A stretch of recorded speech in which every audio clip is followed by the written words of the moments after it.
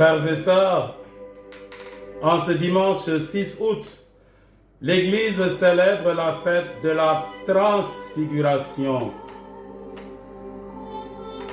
Jésus prend avec lui Pierre, Jacques et Jean et les amène eux seuls à l'écart sur une haute montagne, le mont Tabor en fait.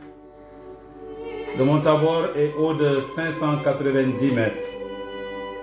Aux trois apôtres qu'il a choisis comme témoins oculaires, Pierre, Jacques et Jean, qui seront présents au jardin de Gethsémani avec les autres, mais il les prendra à l'écart.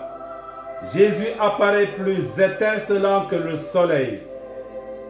La transfiguration est donc une anticipation de la résurrection de Jésus et la nôtre.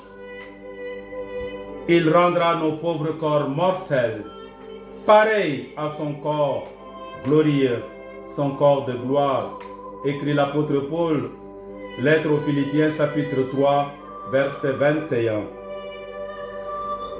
Et la voix du Père qui avait résonné sur le Jourdain au jour du baptême résonne de nouveau en insistant: écoutez-le, celui-ci est mon fils bien-aimé, écoutez-le.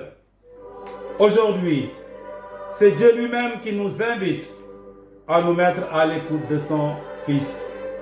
Pierre, quand il a entendu Jésus parler de sa passion, avait dit: niet, non, tu ne vas pas mourir.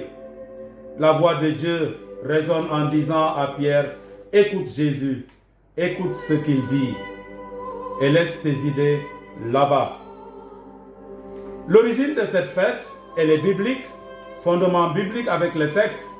Tous les trois évangélistes racontent la scène de la transfiguration. Eh bien, cette fête est née en Orient au IVe siècle. Et elle s'est répandue à partir du Xe siècle en Occident à Rome et fut prescrite en 1457 dans l'Église catholique par le pape Calixte III. Elle est célébrée le 6 août de chaque année, 40 jours avant la fête de la Croix glorieuse qui sera célébrée le 14 septembre cette année et chaque année aussi. Jésus révèle donc aux apôtres la plénitude de sa nature divine. Il anticipe sa résurrection et les trois apôtres contemplent leur transfiguration future, leur être futur. Ce n'est plus sur la sainte montagne, c'est au cœur de nos assemblées eucharistiques que Jésus se manifeste. Ce n'est plus seulement Pierre, Jacques et Jean que Jésus prend avec lui, mais c'est chacun et chacune de nous. Ce n'est plus seulement à Jésus que la voix dit: celui-ci est mon fils bien-aimé.